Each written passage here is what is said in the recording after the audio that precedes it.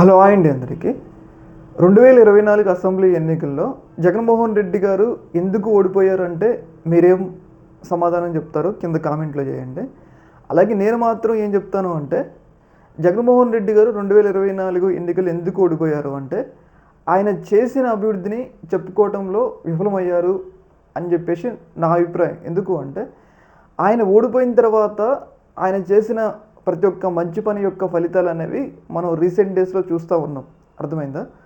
కానీ అధికారంలో ఉన్నప్పుడు ఆ పార్టీ కానీ వాళ్ళు కానీ జగన్మోహన్ రెడ్డి గారు ఇంత మంచి చేశారని చెప్పేసి వాళ్ళు చెప్పుకోలేదు. అర్థమైందా? ఏదో పైన మంచి చేశారు జగన్మోహన్ రెడ్డి అని చెప్పేసి వాళ్ళు చెప్పుకున్నారులే. కానీ యాక్చువల్ ఫ్యాక్ట్స్తో ప్రజలకు వివరించడంలో చాలా విఫలమయ్యారు. అలాగే టీడీపీ పార్టీకి సంబంధించిన మీడియా ఛానల్లో దానికి తగ్గట్టుగానే జగన్మోహన్ రెడ్డికి వ్యతిరేకంగా దుష్ప్రచారం చేశారు. అర్థమైందా? దుష్ప్రచారం చేశారు. ఆ ప్రచారం వల్ల 2024 ఎన్నికల్లో ఓడిపోవడమే జరిగింది. ఇది నా ఒక యాక్చువల్ అభిప్రాయం. ఎందుకు అంటే రీసెంట్గా జగన్మోహన్ రెడ్డి గారు హిందూ మతం వ్యతిరేకంగా చిత్రీకరించబడ్డారు. ఏదైతే తిరుపతి లడ్డు విషయంలో జగన్మోహన్ రెడ్డే కావాలి అని చెప్పేసి లడ్డూలో కల్తీ నెయ్యి వాడిచ్చారు అన్నట్లుగా ప్రచారం చేశారు. కాకపోతే ఆయన హిందూ మతం కోసం ఎలాంటి మంచి పనులు చేశారు అని చెప్పేసి రీసెంట్గా వైసీపీ పార్టీ బయట పెట్టడమే జరిగింది. యాక్చువల్లీ అర్థమైంది అంటే శ్రీరామనవమి సందర్భంగా హిందూ వ్యతిరేకంగా జగన్మోహన్ రెడ్డిని చిత్రీకరిస్తున్న సమయంలో ఆయన హిందూ మతం కోసం ఏం చేశారు, ఆయన అధికారంలోకి వచ్చిన తర్వాత హిందూ మత అభివృద్ధి కోసం ఏం చేశారు అని చెప్పేసి వాళ్ళు తమ ట్విట్టర్ ఖాతాలో అంటే ఎక్స్ ఖాతాలో చెప్పడం జరిగింది. అసలు జగన్మోహన్ రెడ్డి గారు ఉన్నప్పుడు హిందూ మతం కోసం ఏం చేశారు అనే విషయాలు అయితే వాళ్ళు క్లియర్గా వివరించడం జరిగింది. ఆ విషయాలను అయితే మనం మాట్లాడుకుందాం. మొదటిగా హిందూ ధర్మ పరిరక్షకుడిగా నిబద్ధతతో వైఎస్ జగన్ గారు అడుగులు. మొదటిసారిగా ఆయన చేసిన పని ఏంటంటే విజయవాడ పరిసర ప్రాంతాల్లో అప్పుడు సిబిఎన్ గారు అధికారం అంటే 2014 నుంచి 2019 వరకు సిబిఎన్ అధికారంలో ఉన్నప్పుడు కూల్చివేసిన ఆలయాన్ని మళ్ళీ పునర్నిర్మించడమే కాకుండా రాష్ట్రంలో వందలాది దేవాలయాల్లో జీవోద్ధారణ పనులకి శ్రీకారం. తిరుమలలో అనేక సంస్కరణలు తీసుకొచ్చి దేశ విదేశాల్లో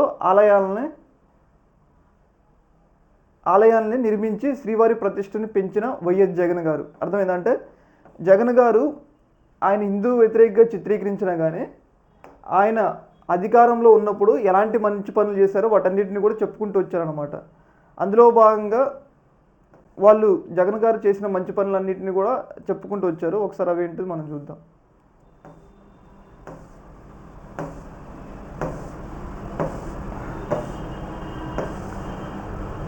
చూశారు కదా, 2014 నుంచి 2019 మధ్య చంద్రబాబు నాయుడు గారి హయాంలో ధూపదీప నైవేద్య పథకాన్ని 1600 ఆలయాలకు పరిమితం చేశారు. చంద్రబాబు నాయుడు గారు ప్రతి ఒక్క ఊళ్ళల్లో దేవాలయం ఉంటుంది కదా, అయితే ధూపదీప ఆలయం ప్రతి ఒక్క ఆలయంలో ధూపదీపం అనేది ఎంత ముఖ్యమో మనందరికీ తెలుసు. కానీ చంద్రబాబు నాయుడు గారు ఉన్నప్పుడు ఓన్లీ 1600 ఆలయాలకు మాత్రమే పరిమితం చేశారంట. కానీ జగన్మోహన్ రెడ్డి గారు వచ్చినప్పుడు దాదాపు 5338 ఆలయాలకి అమలయ్యేలా చర్యలు తీసుకున్నారు. చూశారు కదా, జగన్మోహన్ రెడ్డిని హిందూ వ్యతిరేకంగా చిత్రీకరించినా కానీ ఆయన వచ్చిన తర్వాత 1600 ఉన్న సంఖ్యని దాదాపు 5388కి పెంచి అమలయ్యేలా చూశారు. అలాగే ఇంకొకటి ఏంటి అంటే బ్రహ్మోత్సవాలలో, ఇది తిరుమలకు సంబంధించిన విషయం అనమాట. బ్రహ్మోత్సవాలలో అతి ముఖ్యమైన గరుడ సేవకు భక్తులు అందరూ వచ్చి దర్శించుకోలేరనే ఉద్దేశంతో వైఎస్ఆర్సీపీ ప్రభుత్వం ప్రతి పూర్ణమికి అర్థమైందో ప్రతి పూర్ణమికి గరుడ సేవ నిర్వహించేలా ఏర్పాట్లు చేస్తారు. అంటే గరుడ సేవ అనేది భక్తులకి ఎంతో అంటే శ్రీవారికి ఎంతో ప్రతిష్టాత్మకమైన సేవ. అంటే ఆ సమయంలో శ్రీవారిని దర్శించుకుంటే ప్రజల కోరికలు తీరుతాయని చెప్పేసి అందరికీ ఒక నానుడి ఉంది.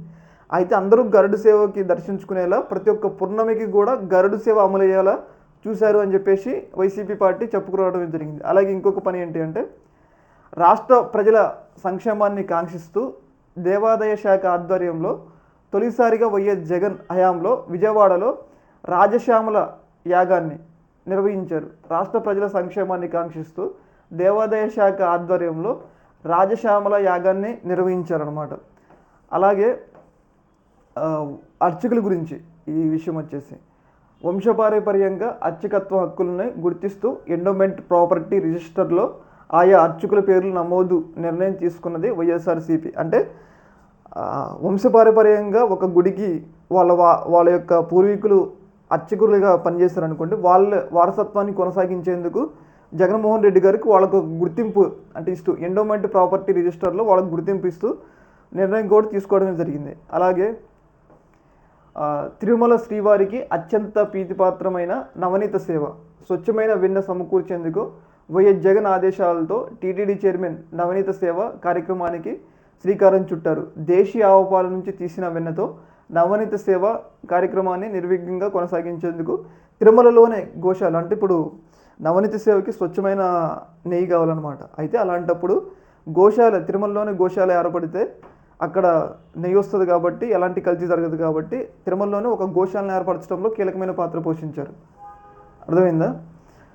అలాగే టీటీడీ ఆధ్వర్యంలో శ్రీవాణి ట్రస్ట్ ద్వారా ఎస్సీ ఎస్టీ బీసీ కాలనీల్లో 4111 కొత్త ఆలయాల నిర్మాణం మొదలుపెట్టి ఒక్కో ఆలయానికి 10 లక్షలు అందించి వైఎస్ జగన్ గారి హయాంలోనే దాదాపు అందులో 80% రామాలయాలు ఉన్నాయన్నమాట. అంటే ఇక్కడ ఎస్సీ ఎస్టీ ప్రాంతాలు ఉన్న కాలనీల్లో దాదాపు 4000కు పైగా కొత్త ఆలయాల నిర్మాణం మొదలుపెట్టి ఒక్కో ఆలయానికి 10 లక్షలు అందించి వైఎస్ జగన్ గారి హయాంలో అందులో 80% అంటే దాదాపు 4000 కొత్త ఆలయాలు కట్టడంలో జగన్మోహన్ రెడ్డి గారు చాలా కీలకమైన పాత్ర పోషించారు. అలాగే 2021 మే 14 జీవో నెంబర్ 52 జారీ చేయడం ద్వారా గతంలో 5,000 వేతనాలు పొందేవారికి 10,000 వేతనం చొప్పున 10,000 వేతనం పొందేవారికి 15,625 చొప్పున వేతనాలు పెంచుతూ వైఎస్ఆర్సీపీ ప్రభుత్వం తీసుకుంది. అంటే అర్చకులకి వేతనాలు పెంచడంలో కూడా జగన్మోహన్ రెడ్డి గారు చాలా కీలకమైన పాత్ర పోషించారు.